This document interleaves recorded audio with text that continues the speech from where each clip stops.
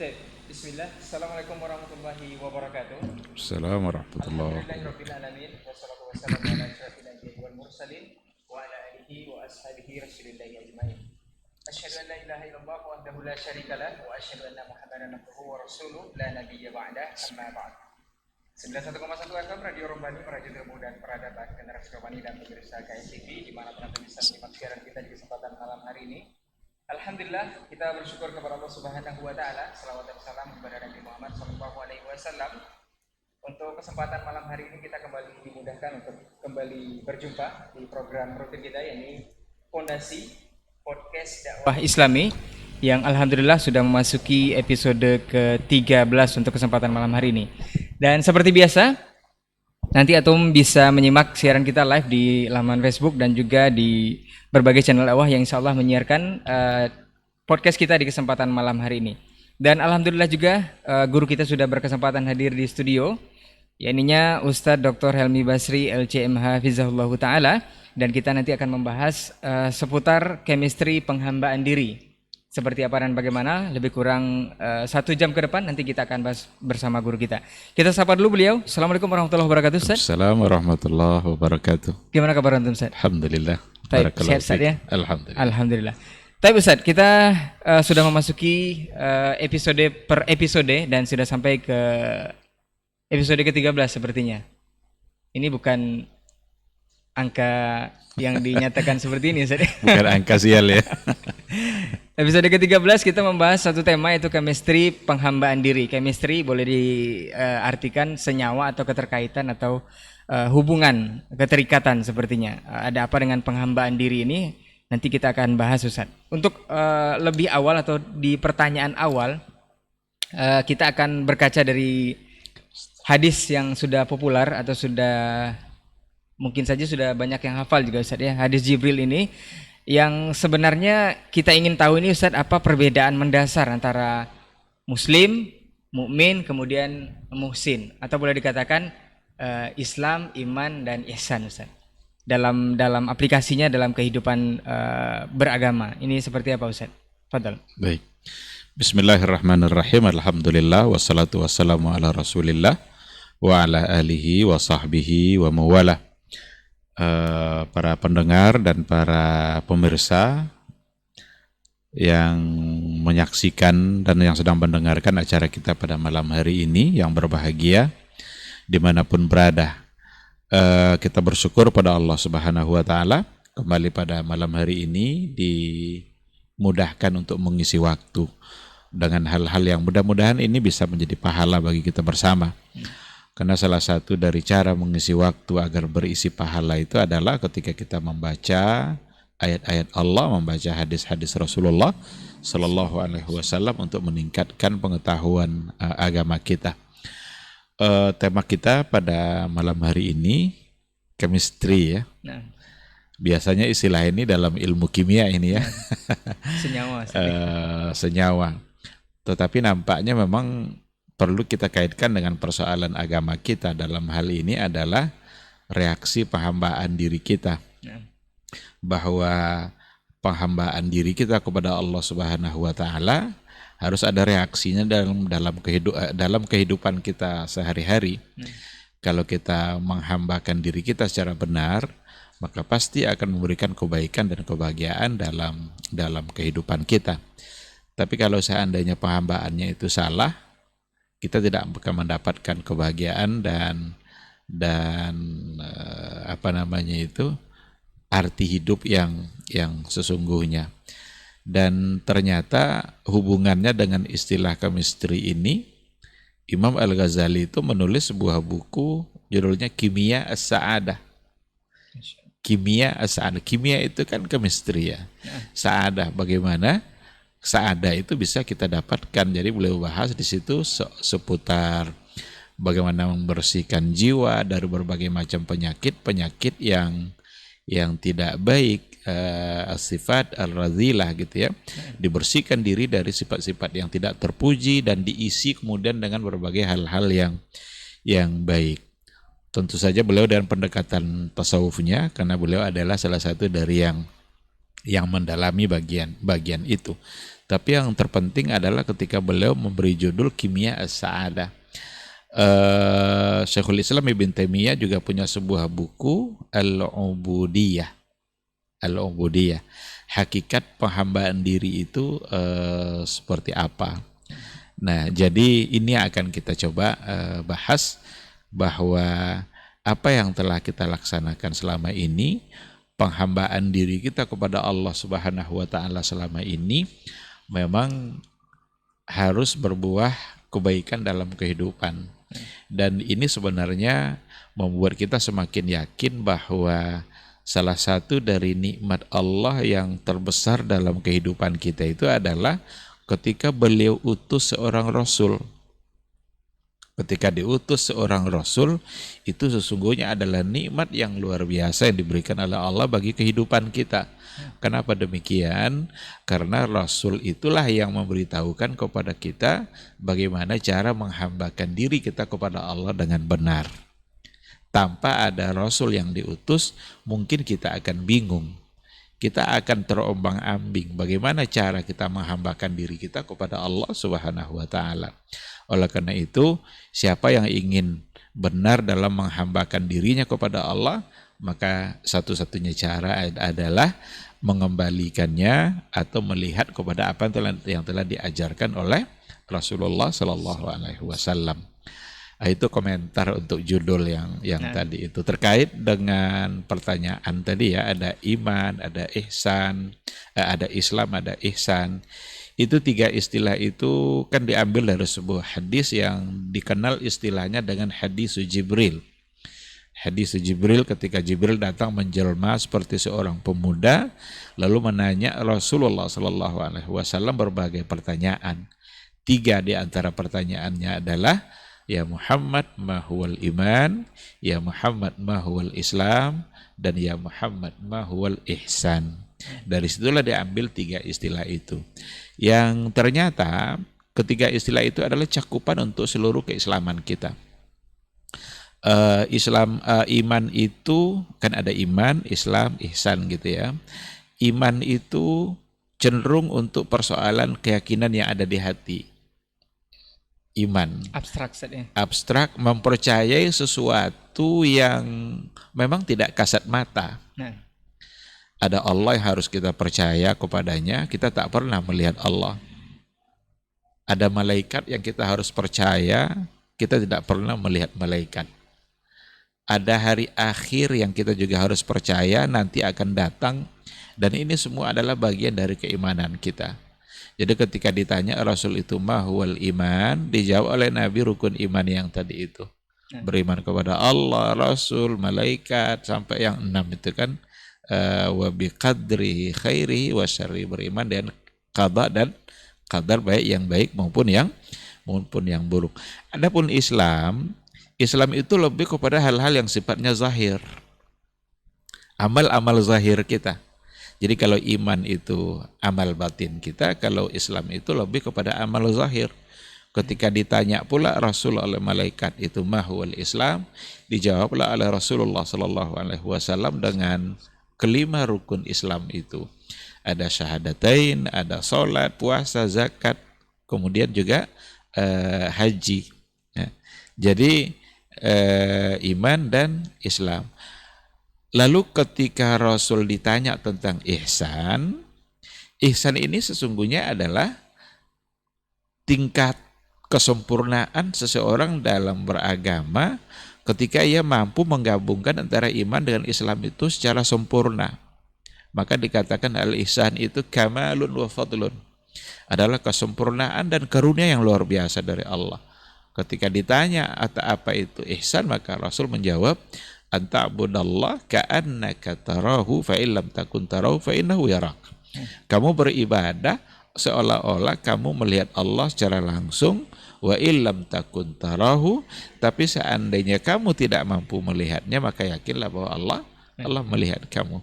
Nah, jadi dari ketiga istilah ini nampak oleh kita bahwa iman itu ada pada persoalan keyakinan dan itu amal-amal hati, meyakini hal-hal yang sifatnya abstrak, sedangkan Islam adalah amal-amal nyata dalam kehidupan keseharian kita yang diwakili oleh 5 rukun Islam itu, sedangkan ihsan adalah merupakan gabungan dari ketercakupan antara iman dan Islam.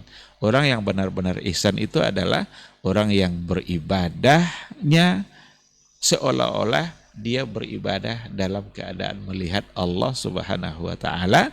Bayangkan itu kalau seandainya kita beribadah ditatap oleh Allah Subhanahu wa taala.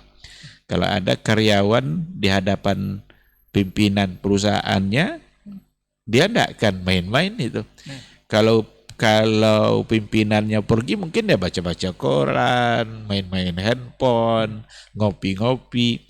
Tapi pas datang pimpinannya, itu berubah semuanya itu. Karena sedang ditatap oleh pimpinannya. Nah jadi ihsan itu tingkat pelaksanaan agama yang tertinggi. Karena memang kita mampu menggabungkan bagaimana kita meyakini Allah dalam semua keadaan kita, dan kita merasa senantiasa diawasi oleh Allah Subhanahu wa taala. Oleh karena itu, orang-orang yang memiliki ihsan itu adalah mereka-mereka yang melaksanakan Islam itu secara benar dan berkualitas, karena dia meyakini bahwa dia senantiasa diintai dan diintip oleh Allah. Orang-orang yang ihsan itu adalah orang-orang yang benar-benar berupaya maksimal dalam meninggalkan dosa dan kemaksiatan, karena dia sadar bahwa dia sedang diintip dan ditatap oleh Allah Subhanahu wa taala. Namun ada hal yang perlu dipahami di sini, ada kaidah dalam memahami istilah oleh para ulama, iza jatama'a iftaraqa, iza iftaraqa ijtama'a. Kayak iman dan Islam itu masuk pada kaidah itu. Kalau disebutkan keduanya secara bersamaan, berarti dia berbeda. Umpamanya disebut iman dan Islam secara bersamaan, berarti dia berbeda. Iza ijtama'a iftaraqa. Tapi iza iftaraqa ijtama'a. Kalau disebutkan hanya satu di antara yang dua itu, berarti mencakup makna untuk keduanya. Kalau disebut Islam saja, berarti di situ ada makna iman. Kalau disebut iman saja, maka di situ ada makna Islam. Jadi iza iftaraqa ijtama'a. Coba ketika Allah mengatakan wala tamutunna illa wa antum muslimun. Kenapa tidak Allah bilang wa antum mu'minun? Ya kan?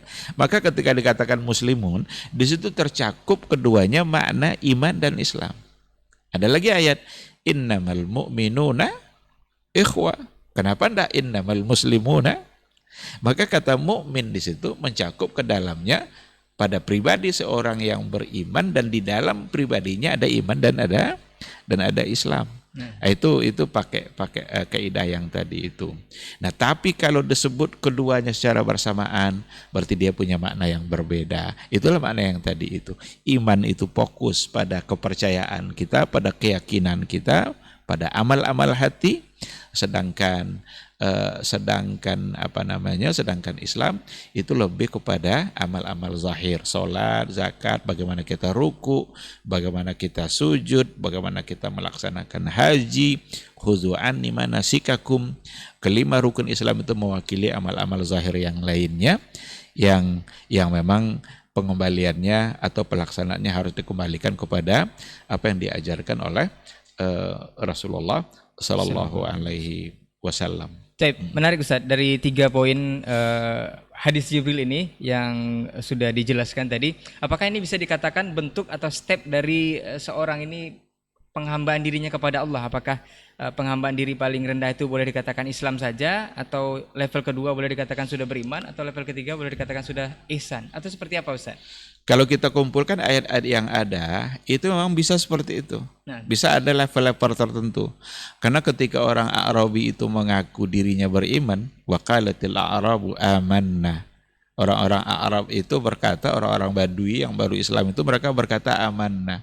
Turun ayat kan, qul lam tu'minu. Kalian belum beriman, walakin qulu aslamna. Tapi ucapkanlah kami telah Islam. Berarti di sini dibedakan, mereka baru Islam dalam artian mengucapkan 2 kalimat syahadat.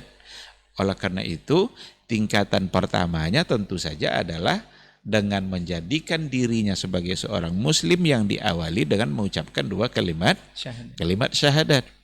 Apabila dua kalimat syahadat sudah terucap oleh seseorang, berarti dia sudah disebut sebagai seorang muslim. Tetapi kan ada konsekuensi dari ucapan syahadatain. Ucapan syahadatain itu kan bukan sekedar ucapan. Ketika ada orang yang sudah mengucapkan dua kalimat syahadat, ada konsekuensi dari ucapan itu. Apa konsekuensinya? Dia harus menyempurnakan ucapan itu dengan tingkatan-tingkatan berikutnya. Dia harus meyakini semua persoalan iman yang diajarkan oleh agama.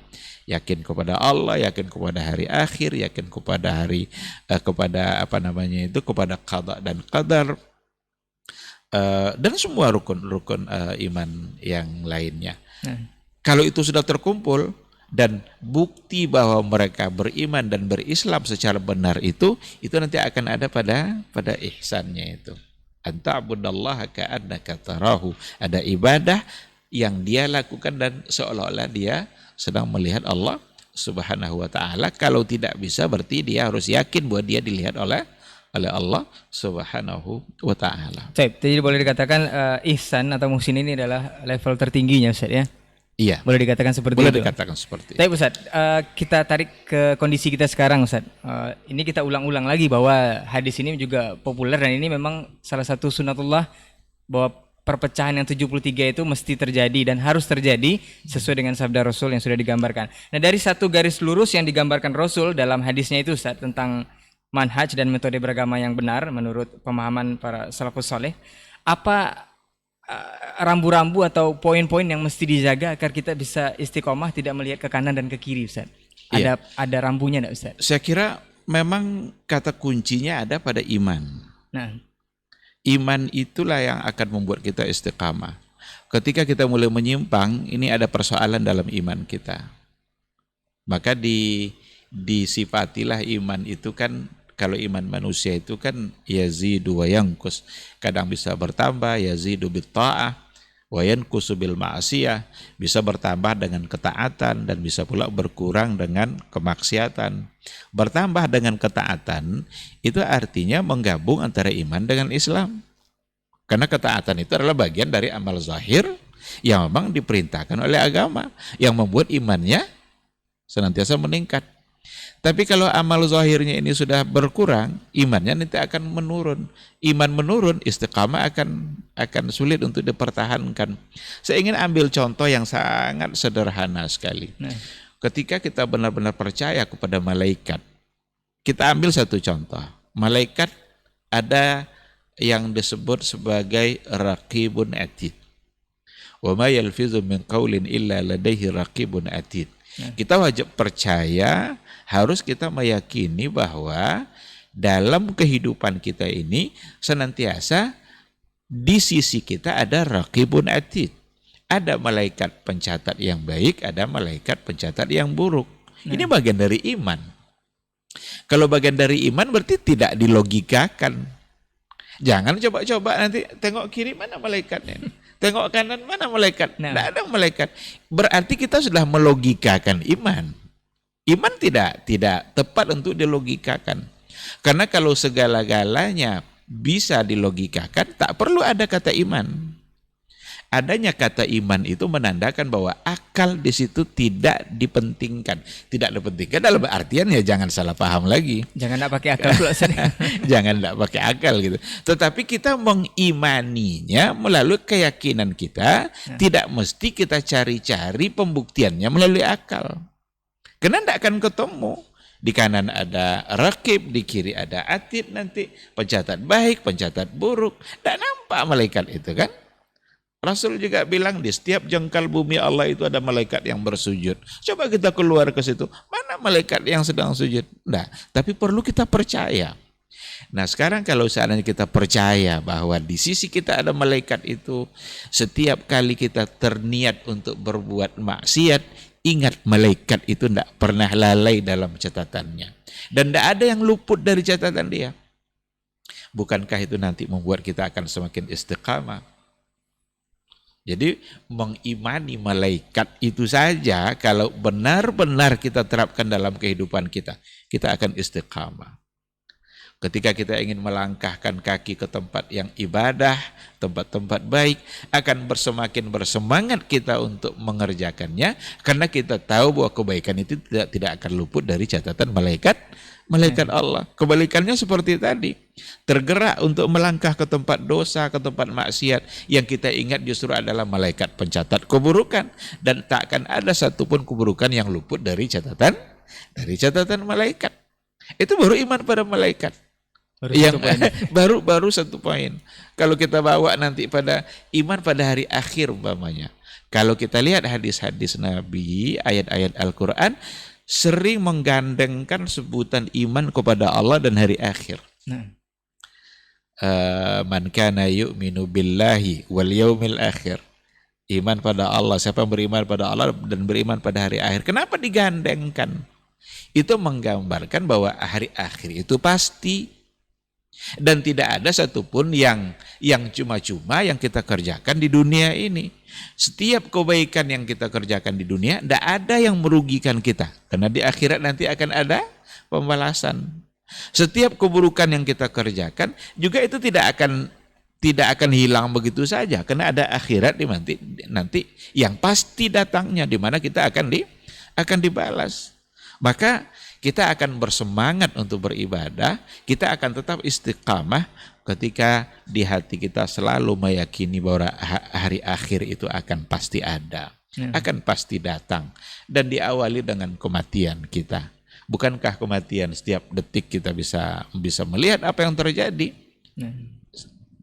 Sebentar-sebentar kita mendengar berita ada yang wafat. Maka Umar bin Al-Khattab sudah berapa kali disebut mata fulan, si fulan meninggal, maka pasti satu hari nanti orang akan mengatakan mata Umar juga akan meninggal.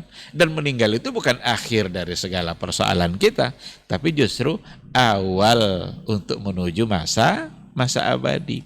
Gerbang pertama. Gerbang pertama menuju masa keabadian itu, masa hidup yang jauh lebih lama dan abadi.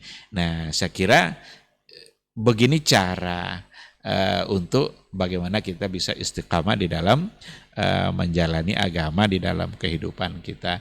Ketika kita lalai dari mengimani yang tadi itu, ini awal dari bencana.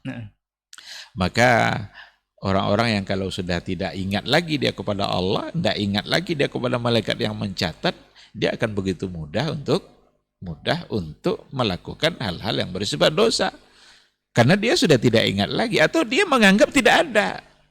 Karena diakalinya, dicoba pahami melalui akal dan logikanya, tidak ada malaikat nih katanya, tidak percaya dia. Kan banyak orang yang ingin mencoba mengukur sesuatu dengan akal kan, nggak percaya azab kubur, nggak percaya pertanyaan mungkar dan nakir.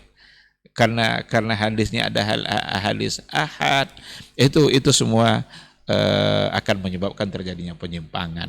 Maka kewajiban kita adalah beriman, maksimalkan iman kita, niscaya istiqamah akan lahir dari keyakinan yang kokoh itu. Yang pastinya iman yang penting, Ustaz ya. Jadi boleh dikatakan kalau masih tingkatan Islam itu boleh jadi bisa terombang-ambing juga, Ustaz, dari yang 73 ini, Ustaz ya. Kalau memang belum beriman ini, Ustaz. Kan boleh dikatakan maka Islam yang 73 itu sebenarnya persoalannya ada pada persoalan akidah. Keyakinan tadi, Ustaz ya? Ada pada keyakinan. Bukan kelompok-kelompok dalam mazhab fikih, enggak. Syafi'i, Hambali, Maliki, bukan itu.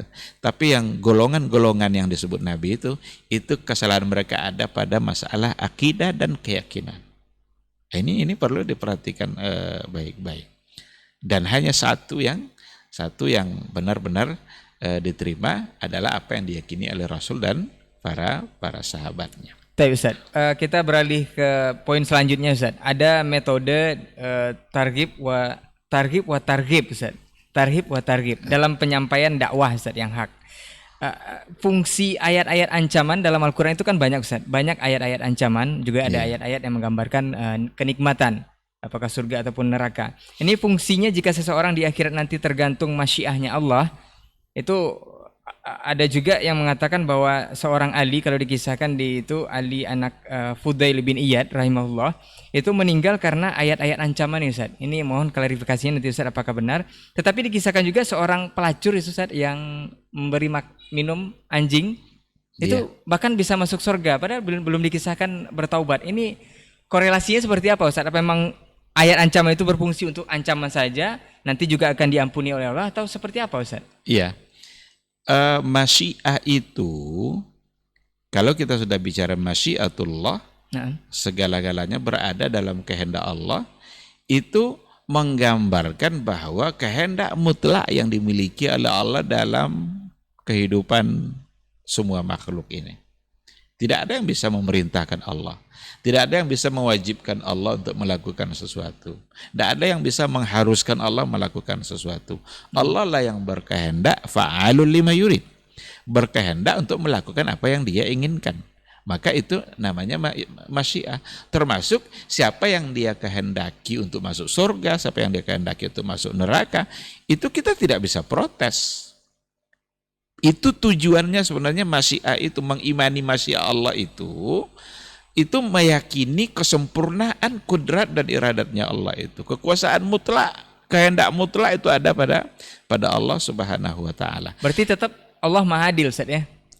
Dan itu tidak bertentangan dengan keadilan Allah. Makanya mempercayai masyiah itu jangan justru membuat kita tidak menjadi bersemangat untuk beribadah. Tidak ke situ larinya. Justru yang harus kita ingat dalam persoalan ini adalah bahwa innallaha la yukhliful mi'ad. Allah itu tidak pernah memungkiri janji.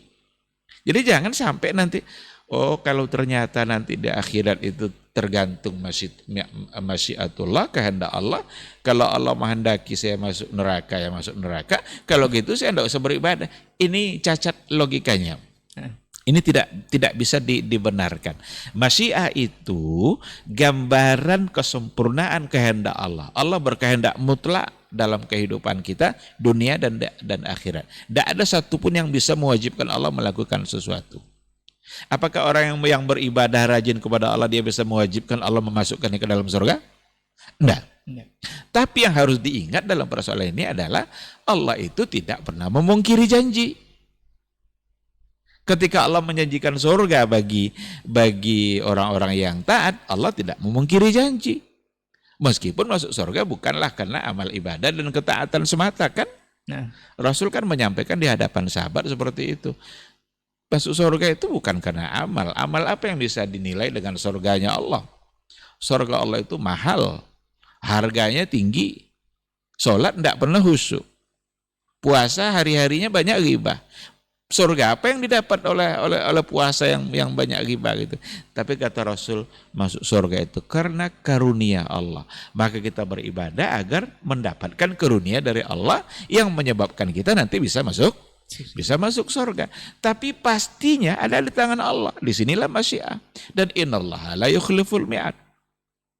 Ada penjelasan yang menarik dari sebuah buku yang dijelaskan oleh Ibnul Qayyim al-Jauziyah ketika beliau membahas tentang al-wa'du, ada janji baik, ada janji buruk. Janji baik adalah untuk surga, janji buruk adalah untuk mendapatkan neraka. Yang innallaha la yukhliful mi'ad itu janji baik. Tetapi untuk janji buruk dalam artian neraka, Allah berkehendak semau dia. Ada orang yang dengan dosa yang dia lakukan, tapi Allah maafkan, tidak jadi dia masuk neraka. Itu hak Allah. Kalau ada yang protes, kenapa dia masuk surga? Padahal dia adalah ahli melakukan perbuatan orang-orang masuk neraka. Allah akan bilang, apakah dengan masuknya dia ke surga itu hak kamu terabaikan? Apakah membuat saya tidak adil kepada kamu? Ternyata tidak. Allah tetap memberikan keadilan kepada orang lain yang sudah berbuat baik.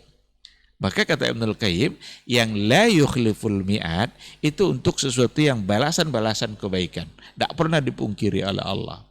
Tapi untuk balasan-balasan keburukan, karena rahmat dan kasih sayang Allah itu mengalahkan murkanya, sehingga bisa saja Allah memaafkan orang-orang yang berbuat salah. Yang tadi itu kan ada seorang perempuan yang dikisahkan dari cerita Bani Israel, perempuan yang nakal, perempuan yang asusila, yang suka berbuat menyimpang, tapi pada satu kesempatan dengan ketulusan hatinya melihat seekor anjing yang kehausan, dia menolong dengan segala ketulusan hatinya sehingga anjing itu bisa minum. Kebaikan itu ternyata bisa membuat Allah memaafkan dia dan membuat dia bisa menjadi masuk surga. Itu hak Allah, itu kehendak Allah. Kita tidak bisa protes. Dan jangan disalahgunakan hadis ini.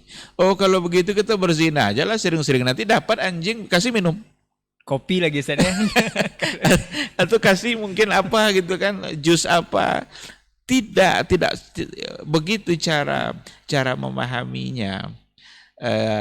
Kalau begitu nanti akan salah paham terus kita.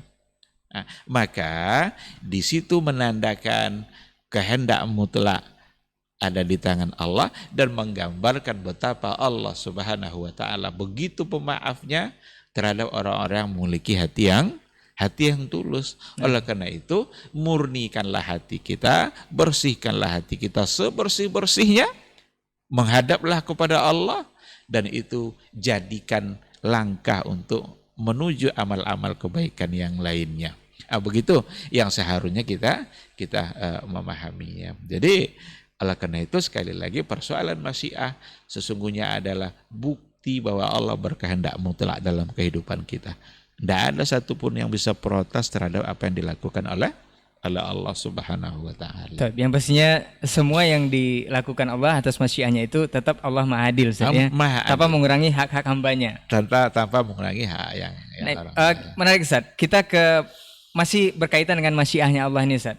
Kita tahu bahwa syirik atau menyekutukan Allah adalah dosa paling besar dan dosa terbesar yang katanya bisa jadi satu-satunya dosa yang tidak terampuni, Ustaz. Ini detail teknisnya seperti apa, Ustaz? Karena ada yang bilang semua dosa itu bisa diampuni dengan taubat, hatta syirik sekalipun. Iya. Ini seperti apa penjelasannya, Ustaz? Iya, jangan sampai salah paham ya ketika ada Allah Subhanahu wa taala yang mengatakan dalam Al-Qur'annya, innallaha la yaghfiru ayyushraka bihi wa yaghfiru ma duna dzalika liman yasha. Sesungguhnya Allah tidak akan mengampuni dosa syirik, dan Allah mengampuni dosa selain syirik bagi siapa yang dia kehendaki. Tidak diampuninya dosa syirik yang dimaksud di sini adalah ketika dia tidak menyatakan taubat dan permohonan ampunnya dari dosa syirik itu selama hidup. Umpamanya dia berbuat syirik, disembahnya kubur, sujud dia kepada kuburan, disembahnya patung dan lain sebagainya. Dia tidak menyatakan taubatnya dari kesalahan itu sampai dia wafat nanti. Berarti kan dosa yang dibawa mati. Nah, itu yang takkan diampuni oleh Allah Subhanahu wa taala berdasarkan ayat tadi. Tapi kalau seandainya dia nyatakan keampunannya kepada Allah, bertaubat dia kepada Allah, Allah terbuka tangannya, membuka kedua tangannya di siang hari bagi orang yang berdosa di malam hari.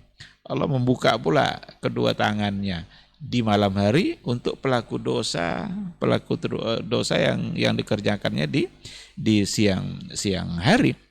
Nah, oleh karena itu, dosa syirik sekalipun seandainya dia nyatakan taubat, itu akan diampuni oleh Allah. Berapa banyak dosa syirik yang dilakukan oleh sahabat sebelum masuk Islam?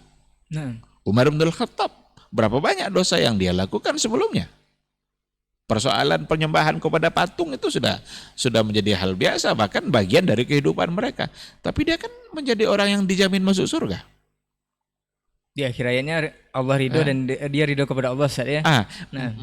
Mendapat pujian kan radhiyallahu anhum wa radu anhu. Karena itu pujian untuk para sahabat. Maka kita dianjurkan juga setiap menyebut nama sahabat dengan menyebut kata radhiyallahu anhu, karena memang Allah yang meridai mereka. Padahal berapa banyak kesalahannya. Ada orang yang ada di antara sahabat yang baru mengucapkan 2 kalimat syahadat. Lalu datang perintah jihad. Ikut pula dia berjihad waktu itu. Nah, Meninggal pula dia dalam jihad itu, kata Rasul, huwa min ahlil jannah. Dia adalah ahli surga. Padahal belum tercatat sebagai orang yang banyak ibadahnya, karena baru dia masuk Islam. Cuma syahadat yang diucapkannya itu membuat keyakinan dia begitu mendalam kepada Allah sampai pada tingkat keimanan yang tertingginya, dan itu yang membuat dia bersemangat ikut jihad. Jihad itu kan konsekuensinya mati. Tapi bagi dia tidak ada persoalan, yang penting mengerjakan perintah Allah Subhanahu wa taala. Nah, oleh karena itu salah satu dari bukti bersihnya hati dan bukti kuatnya iman kita ketika kita tidak lagi memperdulikan konsekuensi dunia kita dalam mengerjakan perintah Allah Subhanahu wa taala. Kalau saya tutup warung saya ini gara-gara pergi sholat, banyak pelanggan nanti yang terabaikan. Berarti masih bermasalah pada imannya. Tapi ketika udah soal pelanggan itu nanti, yang jelas ketika ada perintah Allah, saya harus kerjakan dulu sholat, nanti saya akan balik untuk melayani orang-orang yang perlu untuk dilayani. Nah, begitu mengukur kebersihan hati. Qabiliyatul lil haq wa intaha ma ahabba. Menerima kebenaran meskipun konsekuensinya mengorbankan sesuatu yang dia cintai, mengorbankan kepentingan dunia dia. Maka iman yang dimilikinya membuat dia berani untuk berjihad meskipun konsekuensinya mati, dan ternyata dia memang mati. Dan kata Rasul, huwa min ahlil jannah. Baik, Ustaz. Gitu. Poin apa Ustaz yang bisa kita terapkan atau kita tanamkan dalam diri bahwa kita ini memang adalah sesungguhnya hamba Allah, budak Allah, Ustaz? Apa yang mesti kita tanamkan, Ustaz? Karena banyak sekarang yang kaum muslimin ini yang tidak menyadari bahwa kita ini sebenarnya adalah hamba Allah. Bahkan semua aturan itu seperti ditentang, bahkan tidak menyadari seolah-olah dialah raja itu, Ustaz. Ini seperti apa, Ustaz?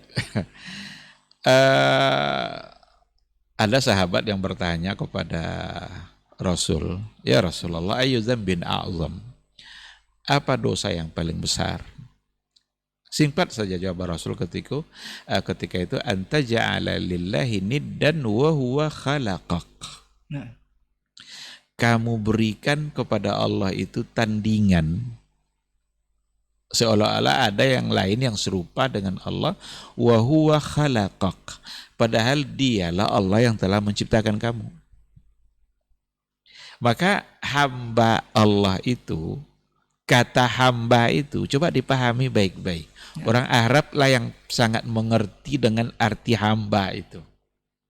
Jadi ketika Islam diturunkan di Arab, walaupun hanya bukan untuk orang Arab, tetapi kata abdun di Arab itu sangat terkenal ketika itu. Karena persoalan hamba sudah ada jauh sebelumnya di masa jahiliyah kan. Apa kedudukan seorang hamba di mata mereka? Di mata tuannya hamba itu seperti apa? Hamba itu tidak bisa berbuat apa-apa di depan tuannya. Dia tidak menentukan dirinya sendiri. Dia harus tunduk kepada semua yang diperintahkan oleh tuannya. A kata tuannya, A kata dia. Tidak boleh B. Kalau B nanti bisa dia dijual tuannya. Atau mau dipukul, mau dirantai, tidak bisa dia mengelak gitu. Karena tuannya berhak berbuat apa saja.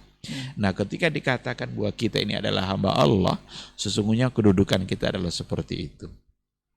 Allah berhak menentukan berbuat apa saja terhadap kita. Kita tidak bisa protes. Dia yang mengatur kehidupan kita, dia yang menghidupkan kita, dia yang memberikan kehidupan. Kehidupan kita ini dia yang memberikan. Rezeki yang kita makan itu dia yang memberikan. Kalau dia tidak beri kita rezeki, tidak ada rezeki kita. Kalau kata Allah kamu mati kita. Itu yang hamba itu. Jadi kalaulah ada orang yang merasa dia yang sudah menempati posisi bukan lagi hamba tapi di atas itu, dia menganggap dirinya sebagai Rabb, sebagai ilah, ini kesalahan besar pasti. Pasti itu karena akalnya yang sudah benar-benar membangkang kepada Allah, dan sama dengan Fir'aun. Fir'aun yang menganggap dirinya ana rabbukumul a'la. Saya ini adalah Rabb kalian yang maha tinggi.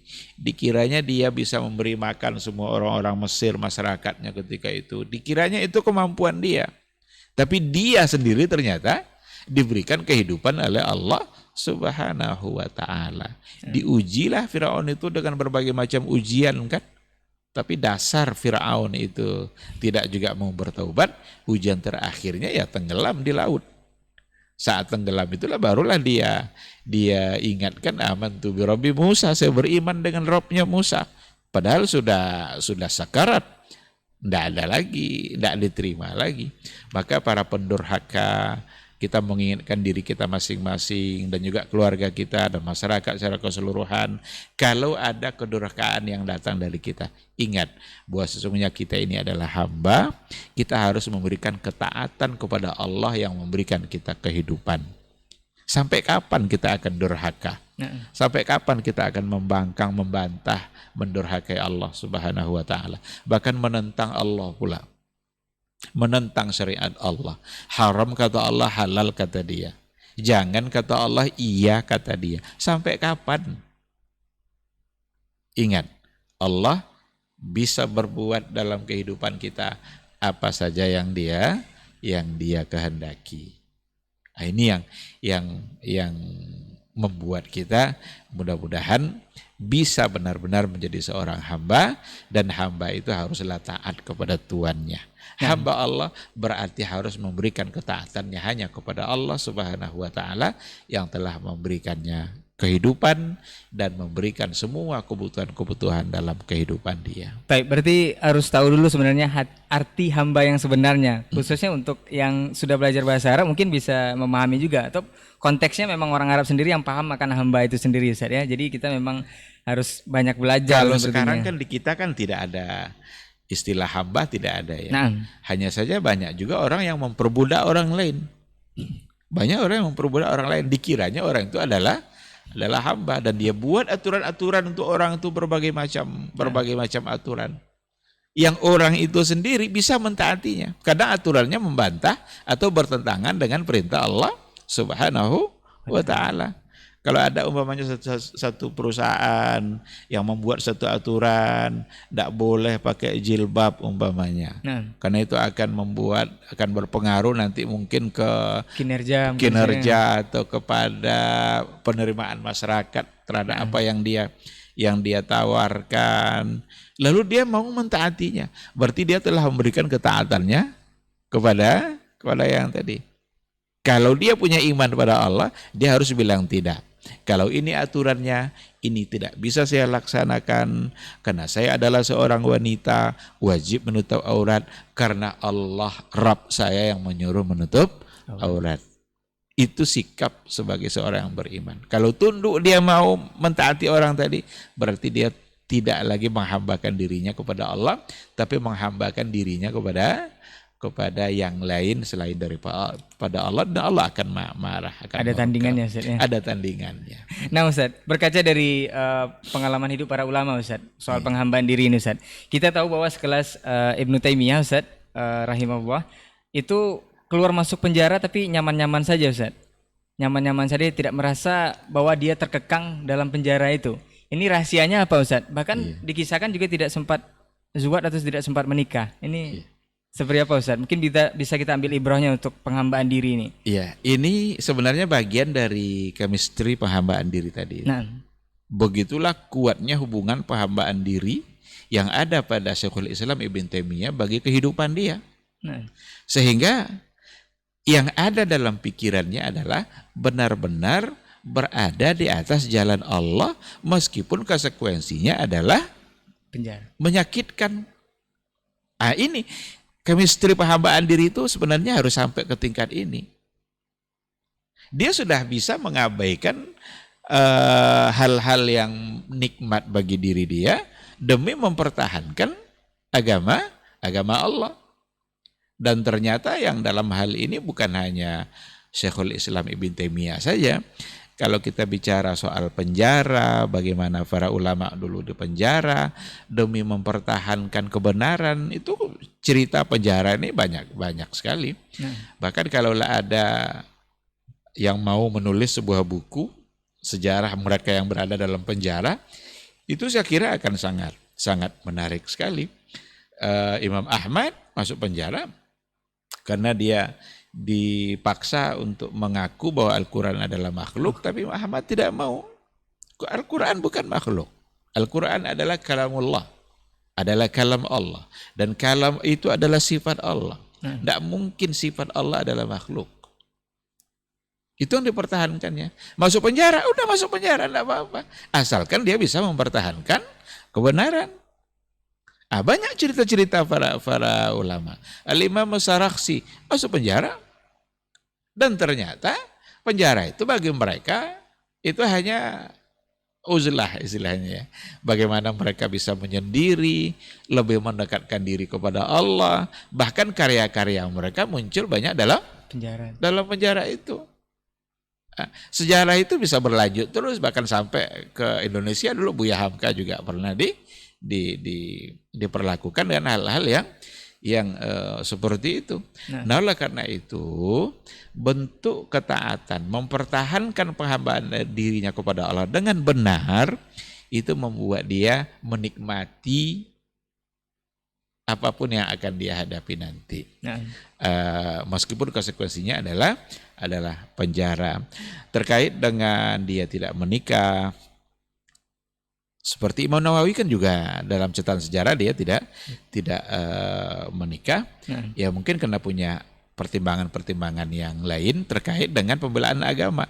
Karena dia sering keluar masuk penjara, ya bisa saja khawatir dia nanti dengan menikah dia akan menzalimi seorang wanita yang dinikahinya karena sulit untuk memberikan hak-hak yang seharusnya didapatkan oleh seorang wanita sebagai istri. Maka pertimbangan dia memilih untuk tidak menikah, dan itu lagi-lagi adalah pertimbangan syar'i dalam membela agama. Apalagi dia tidak bisa mendengar ada orang alim yang punya ilmu kecuali dia ingin untuk menemui orang itu. Maka adalah rahalat al-ilmiyah, rihla-rihla ilmiah yang dilakukan oleh para ulama. Gimana mereka mencari para ulama untuk kemudian mereka belajar sampai tuntas, sampai selesai. Kapan lagi mereka menikmati kehidupan yang lain. Bagi mereka itu lebih pantas untuk didahulukan sehingga mereka memilih untuk tidak menikah. Tapi yang jelas sikap-sikap seperti itu bagian dari senyawa yang tadi itu ya, chemistry penghambaan diri seorang Syekhul Islam Ibn Taimiyah. Nah Ustaz, menarik, mungkin sekelas ulama kita yang keluar masuk penjara banyak dikisahkan itu mungkin berkhalwat tadi Ustaz ya, menjadi berdua-duaan dengan Allah. Ini apakah memang beda Ustaz? Ini nanti disalahpahamkan juga Ustaz, berkhalwat dalam istilah fikih dan berkhalwat dengan istilah akidah. Ini ada beda atau memang sama aja Ustaz? Maknanya khalwat itu ya menyendiri gitu ya. Tapi kalau dibawa nanti kepada kajian fikihnya, dia punya maksud yang lain tentu saja. Karena khalwat itu la yakhluwanna rajulun bimra'atin illa ma'azi mahram. Tidak boleh laki-laki dan perempuan itu berkhalwat berdua-duaan illa ma'azi mahram, kecuali bersama mahram. Ada mahram yang menemaninya. Itu kalau kita bawa kepada kajian fikihnya.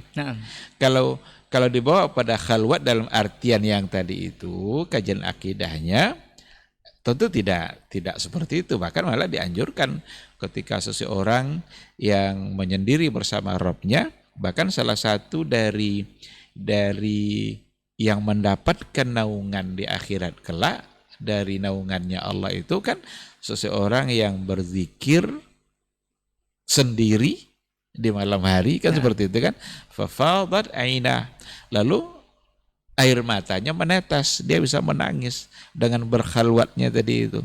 Maka itu khalwat yang terpuji.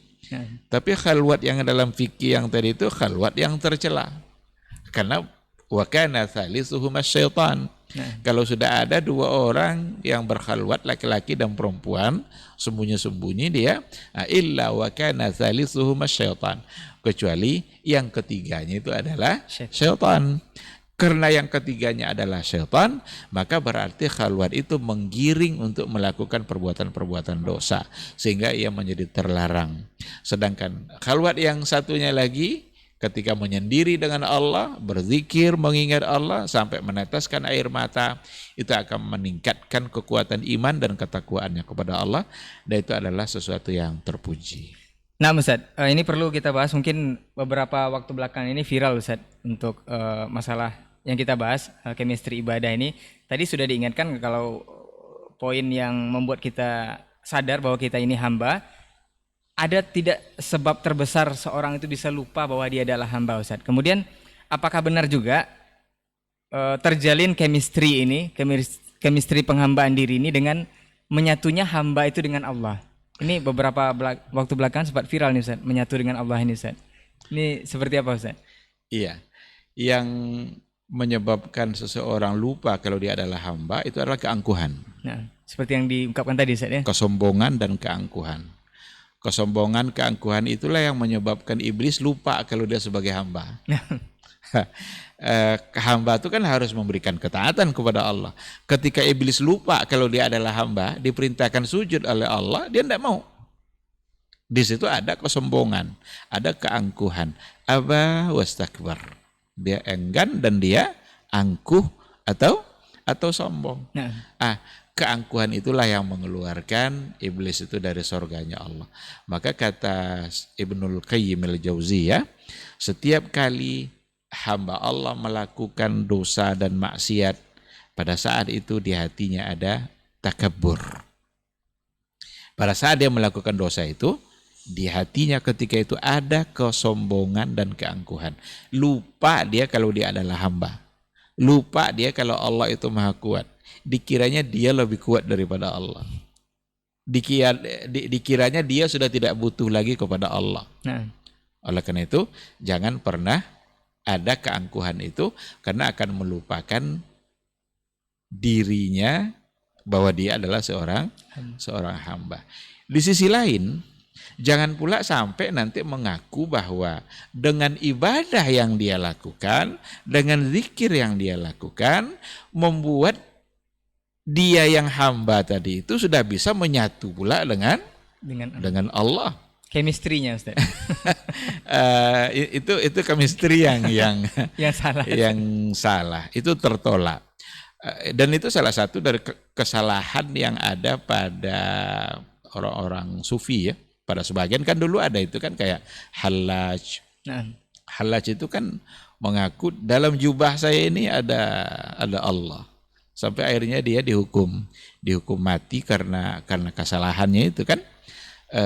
Jadi keyakinan yang mengatakan seperti al-hulul, kan hulul itu kan seolah-olah Allah itu bisa menyatu, atau wahdatul wujud, kesatuan yang ada ini sama, itu adalah Allah, karena Allah sudah menyatu dengan hambanya.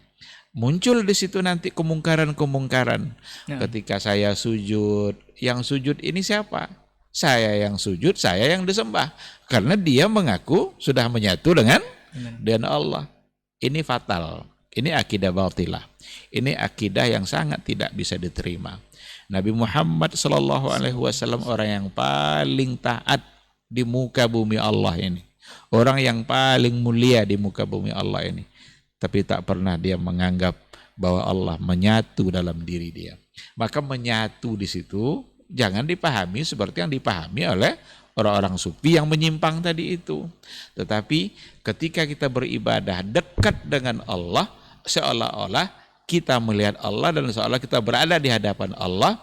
Tapi kalau kita tidak melihatnya, maka yakinlah bahwa Allah yang melihat kita. Ini yang ihsan itu. Jadi jangan dipahami ihsan seperti yang dipahami oleh kelompok-kelompok yang menyimpang tadi itu, yang salah. Karena katanya ada juga tuduhan-tuduhan mereka itu kan baru pada tataran iman Islam, pada tataran syariat, belum sampai pada ihsan. Mereka tak punya konsep ihsan. Karena ihsan itu katanya khusus ada pada orang-orang tasawuf. Ini salah. Kita bukan tidak suka pada tasawuf, tapi pada kenyataannya nampaknya beda antara konsep tasawuf dan orang-orang sufi. Tasawuf itu kalau diartikan secara benar, di mana bertujuan adalah untuk membersihkan jiwa dan diri kita dari berbagai sifat yang menyimpang. Ini benar-benar diinginkan oleh agama. Kalau memang itu yang diinginkan, dalam artian tazkiyatun nafs, seandainya tasawuf yang diartikan itu adalah menuju tazkiyatun nafs, itu diperintahkan oleh agama. Nah. Tapi berbanding lain nampaknya ketika kita bawa kepada fakta-fakta sufi yang ada. Apalagi zaman sekarang. Apalagi zaman-zaman sekarang ini. Berapa banyak penyimpangan-penyimpangan yang terjadi, yang kalau seandainya kadang-kadang kita ingatkan itu adalah sebuah kesalahan, kita malah dibully. Kita dianggap, kamu kan tidak mengerti tasawuf. Kamu kan tidak mengerti ilmu itu. Apakah dengan mengerti ilmu tasawuf kita bisa memiliki hal-hal yang aneh-aneh, bisa terbang, bisa tidak ditusuk pisau dan lain sebagainya? Berhati-hatilah dalam memahami agama. Arahkanlah tasawuf itu kepada hal yang baik untuk tazkiyatun nafs. Kalau itu tujuannya, mari sama-sama kita mensucikan diri kita. Hilangkan sifat-sifat yang tidak baik. Tapi kalau seandainya tujuannya sudah lain, apalagi kalau sampai nanti dengan tasawuf dia bisa menyatu dengan Allah, dia bisa bersama dan menyatu al-hulul wal ittihad, ini akan benar-benar sebagai sebuah penyimpangan di dalam berakidah. Karena mustahil Allah itu akan menyatu secara zat dengan hambanya, karena hambanya itu kotor. Allah Maha Suci. Allah sudah dijelaskannya di dalam Al-Quranul Karim. Ar-Rahmanu 'alal 'arsy istawa. Allah bersemayam di atas aras. Allah Maha Tinggi. Aras adalah yang paling mulia dari semua yang ada, itu adalah aras. Maka pantaslah disifati bahwa Allah berada di atas yang mulia. Tetapi bukan karena Allah membutuhkannya, bahkan tidak pernah penyampaian-penyampaian rinci dari Nabi bagaimana dan seperti apakah Allah berada di atas aras itu, apakah menyandar, apakah duduk, wallahu a'lam, itu bukan urusan kita. Kita hanya diminta untuk meyakini bahwa Allah yang menceritakan bahwa dia berada di atas aras. Wallahu subhanahu wa ta'ala alam. Nah Ustaz, Masya Allah sudah hampir sampai 1 jam Ustaz perbincangan kita. Cukup menarik. Dan kita menjadi poin penutup ini Ustaz untuk sebentar lagi akan penutup tahun Masehi katanya. Ini menjadi amunisi penutup juga sebagian besar kaum muslimin itu bab toleransi Ustaz.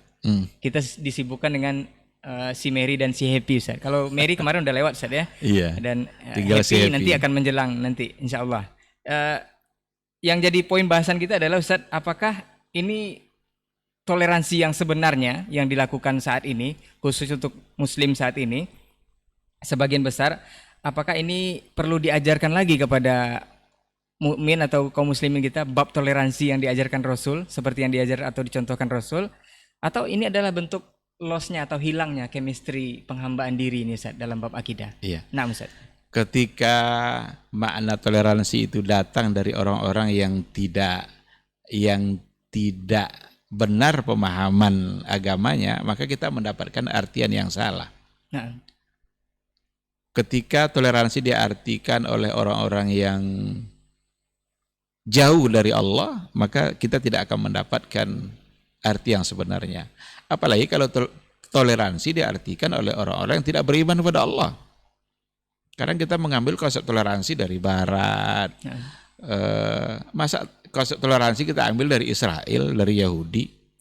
Toleransi apa yang mau kita dapatkan dari mereka yang penjajah semua? Islam adalah agama yang sangat sempurna. Salah satu dari bentuk kesempurnaannya adalah memberikan makna toleransi dengan benar.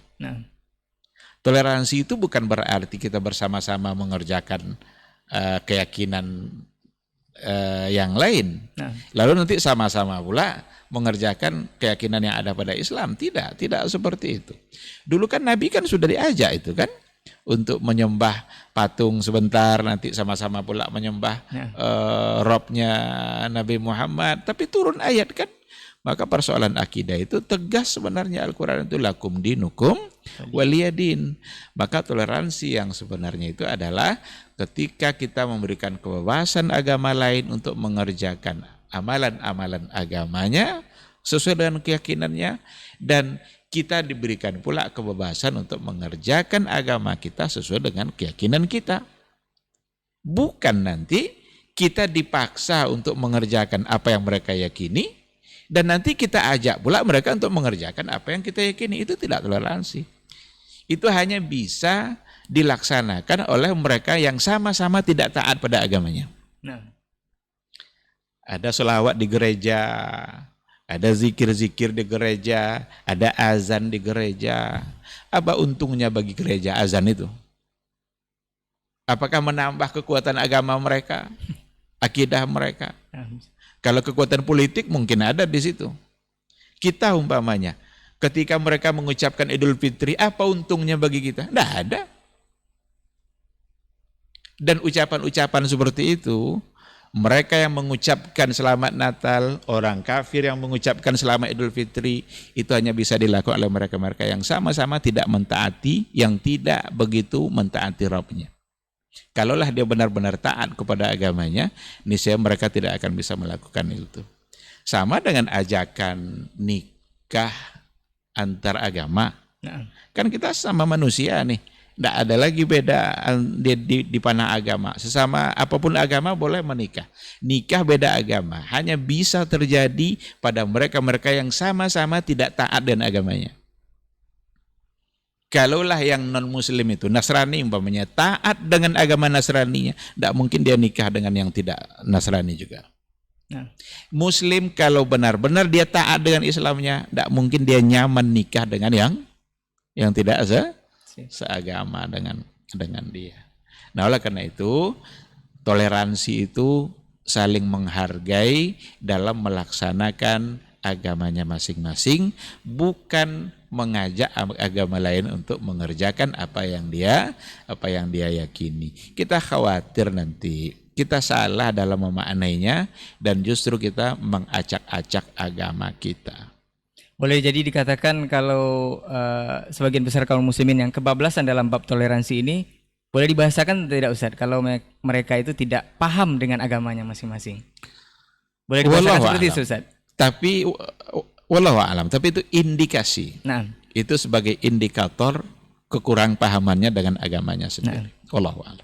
Taib, jazakallah khairan Ustaz untuk waktunya malam hari ini. Mudah-mudahan Barakallahu ini bisa bermanfaat untuk antum dan antuna semuanya yang menyimak di kesempatan malam hari ini di podcast kita di Chemistry Ibadah, Chemistry Penghambaan Diri. Mudah-mudahan ini menjadi poin besar untuk kita benar-benar menghambakan diri kepada Allah Subhanahu wa taala dengan cara-cara yang benar dan sesuai dengan kaidah-kaidah yang sudah digambarkan oleh Rasulullah sallallahu alaihi wasallam dan juga agama kita. Sampai jumpa insyaallah di pekan depan dengan tema yang berbeda bersama guru kita insyaallah. Dan afwan untuk semua salah kata dan kita bicara, kita tutup dengan doa kafaratul majelis. Subhanakallahumma wa bihamdika asyhadu an la ilaha illa anta astaghfiruka wa atubu ilaik. Wassalamualaikum warahmatullahi wabarakatuh. Waalaikumsalam warahmatullahi